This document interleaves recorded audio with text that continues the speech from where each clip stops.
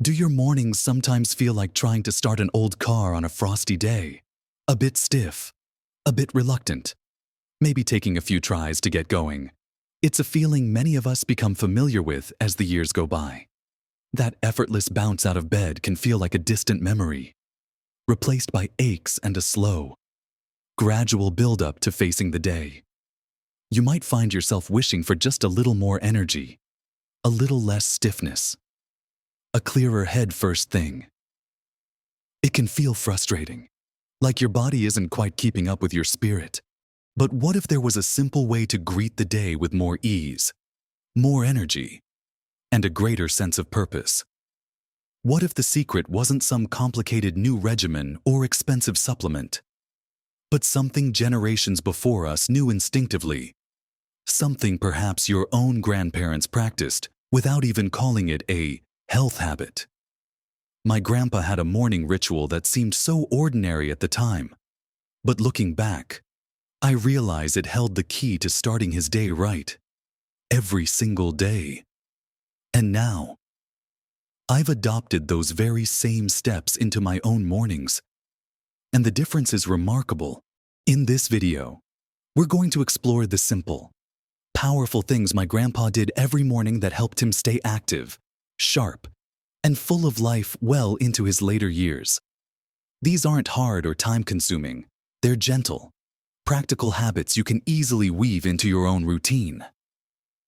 Starting tomorrow, we'll look at the specific steps that helped him build a strong foundation for his day. From the moment he woke up until he was ready to step out the door.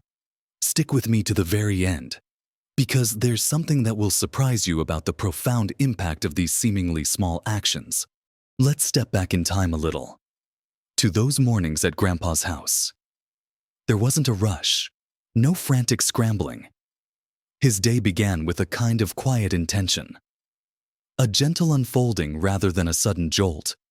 The very first thing I remember him doing, almost without fail, was what I now call his slow start. It wasn't exercise in the way we think of it today. No treadmills or heavy weights. It was much simpler, much more intuitive, as soon as he was out of bed. Often while the house was still cool and quiet, he would spend just a few minutes engaging his body in a gentle, loving way. He'd stand by the window, or sometimes just beside his bed, and slowly, deliberately, move.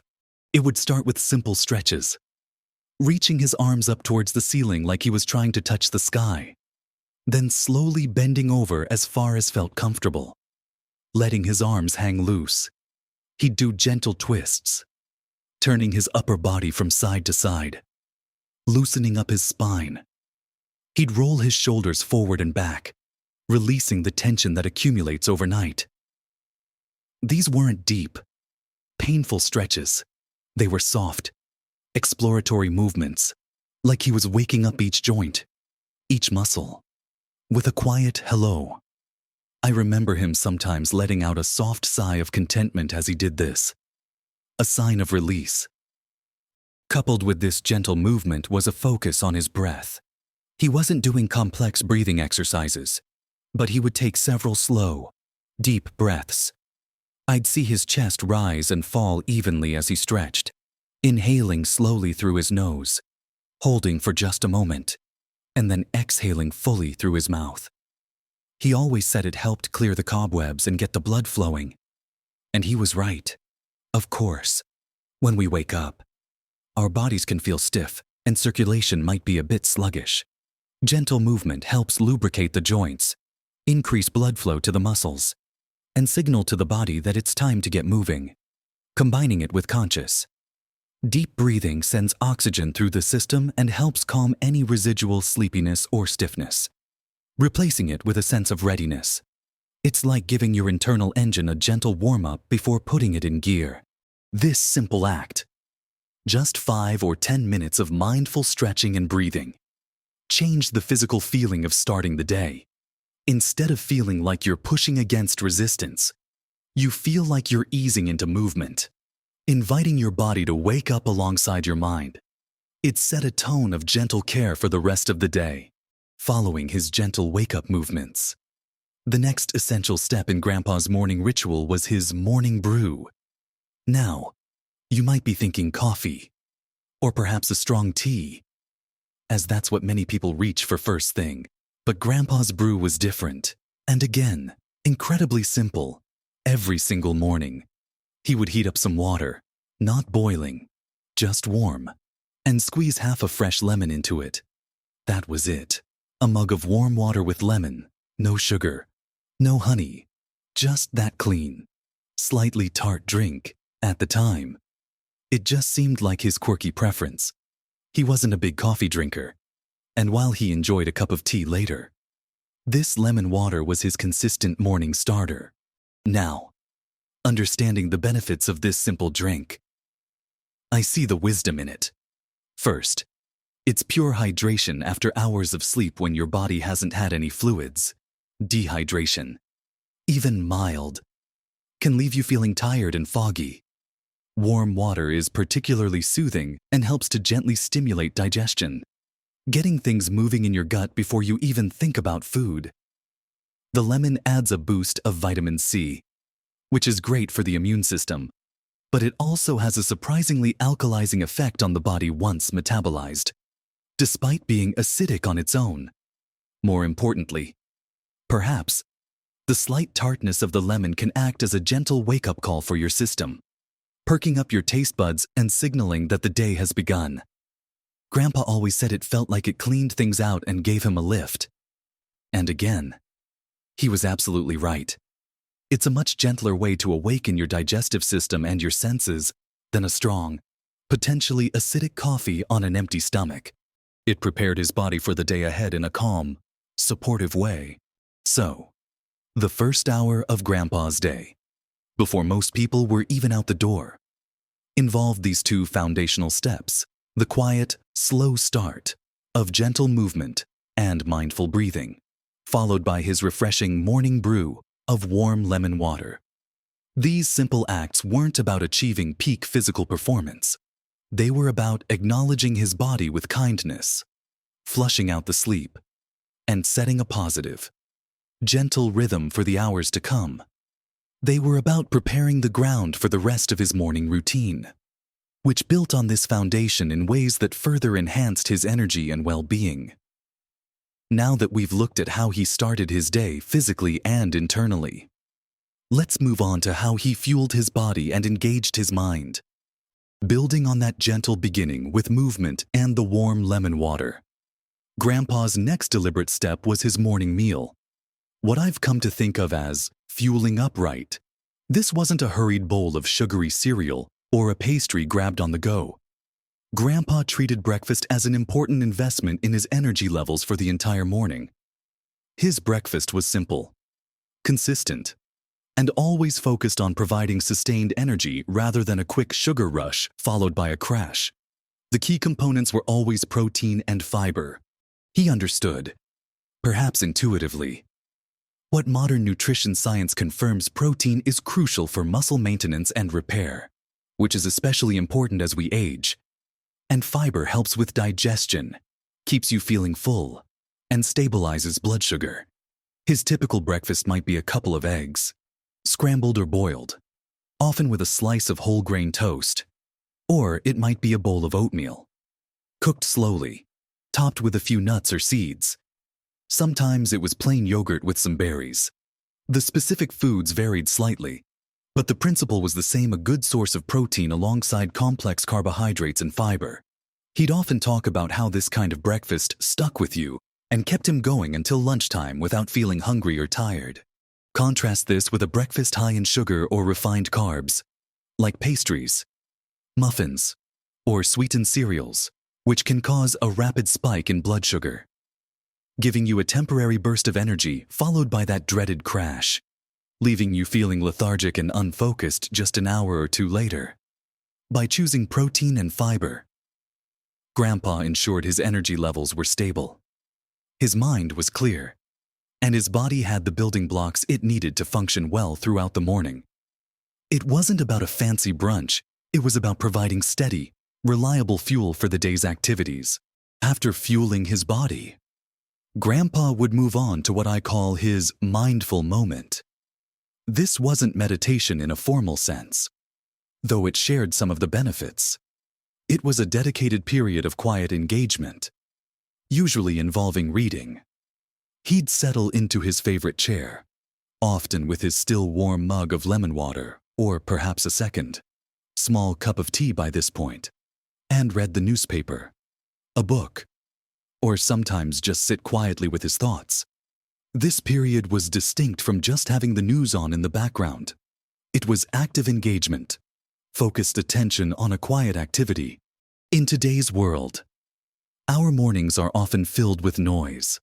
The television, checking emails, scrolling through social media. This can overload our senses and start the day with a feeling of being scattered or reactive. Grandpa's mindful moment was the opposite.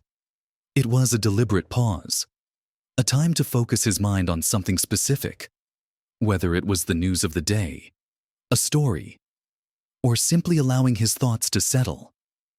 Reading, in particular, is a powerful way to wake up the brain, improve concentration, and even expand vocabulary and knowledge, even if it was just reading the headlines and a short article or two. It was an active engagement of his cognitive faculties before the demands of the day truly began. If he wasn't reading, he might just sit quietly, looking out the window, reflecting on the day ahead, or simply being present in the moment. This quiet time allowed his mind to transition from the state of sleep to wakefulness in a calm, controlled manner, reducing stress and setting a tone of mental clarity. It was his way of preparing his mind for the day, just as the movement and the brew prepared his body, another element that was a non-negotiable part of his morning, though perhaps less of a distinct step and more of an environmental factor, was what I think of as the sunshine signal. Grandpa always made sure to get some natural light early in the morning. This might mean sitting by a bright window while he read or ate breakfast, or sometimes, if the weather was nice, stepping out onto his porch for a few minutes. He wasn't necessarily sunbathing. It was about exposure to natural light soon after waking up. There's solid science behind this simple act. Our bodies have an internal clock, the circadian rhythm, which is strongly influenced by light. Exposure to natural light, especially in the morning, signals to our brain that it's daytime. This helps regulate sleep-wake cycles, improves mood, and boosts alertness. Artificial light just doesn't have the same effect for older adults, whose sleep patterns can sometimes become disrupted. Establishing a consistent morning light signal is incredibly beneficial for improving sleep quality at night. Grandpa probably didn't know all the science, but he felt the difference. He'd say the morning light just made him feel more awake and ready to go. It was a simple, free way to synchronize his body with the natural rhythm of the day, boosting his energy and mood naturally. Finally, woven into the fabric of his morning, often alongside his reading or later with a second cup of something, was what I call the small challenge. Grandpa believed in keeping his mind sharp, and part of his morning involved a brief, enjoyable mental activity. For him, this was often the daily crossword puzzle in the newspaper. It wasn't about finishing it quickly or getting every answer right. It was about engaging his brain, thinking, problem-solving, and learning. It was a small, focused task that required concentration and recall. Keeping the brain active is just as important as keeping the body active, especially as we age. Regularly challenging your mind can help maintain cognitive function, improve memory, and even potentially reduce the risk of cognitive decline. Grandpa's crossword was his preferred method, but it could be anything: a Sudoku puzzle, reading a nonfiction article and thinking about it, learning a new word or fact, or even just planning out a detailed task for the day. The key was consistent, enjoyable mental engagement. It wasn't meant to be stressful, but stimulating. This habit ensured that his mind was warmed up and ready to tackle the day's thinking, just like his body was warmed up for movement. So, From the physical easing into the day, through nourishing his body, calming his mind, embracing the light, and giving his brain a gentle workout, Grandpa built a complete, simple, yet profoundly effective morning routine. Looking at these habits my grandpa practiced daily: the gentle, slow start with movement and breath, the cleansing morning brew of warm lemon water, fueling up right with protein and fiber, taking a mindful moment for quiet focus, embracing the sunshine signal, and tackling a small challenge for his mind. You see a complete picture. It wasn't just one magic bullet. It was a combination of simple, consistent actions that addressed his physical body, internal systems, and mental state right from the start of the day. He wasn't chasing fleeting energy boosts or quick fixes. He was building a strong, steady foundation for the hours ahead. When I started incorporating these same habits into my own mornings, initially out of curiosity and a desire to connect with his memory, I was genuinely surprised by the impact. I noticed less stiffness when I first got out of bed. My digestion felt more settled. My energy levels throughout the morning were much more stable. Without those mid-morning slumps, I felt calmer, more focused, and better equipped to handle whatever the day brought. It wasn't about dramatically changing my life overnight. It was about making small, manageable adjustments to how I started each day. And that consistency is where the real power lies. It's not about doing these things perfectly every single day, but about making them a regular, comfortable part of your rhythm. Perhaps you already do some of these things, maybe without even thinking about it, just like Grandpa did. Or maybe some of them are new ideas for you. The wonderful thing is that you don't have to adopt them all at once. You could start with just one, maybe trying the warm lemon water instead of your usual morning drink, or dedicating just 5 minutes to gentle stretching before you do anything else. See how that feels. Once that feels comfortable, perhaps you add another, like making sure your breakfast includes some protein. Small changes, consistently applied, truly do build up to make a significant difference in how you feel. It's easy to think that feeling a bit slower or less energetic as we age is just inevitable, a natural decline we have to accept. But Grandpa's morning routine, and my own experience following it, shows that while things might change, there are powerful, simple ways to support our bodies and minds and continue living with energy, clarity, and joy.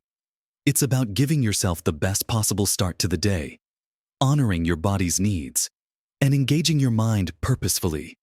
These aren't demanding tasks, they are acts of self-care, small investments in your own well-being that pay dividends throughout the day. So, I encourage you to think about your own morning routine.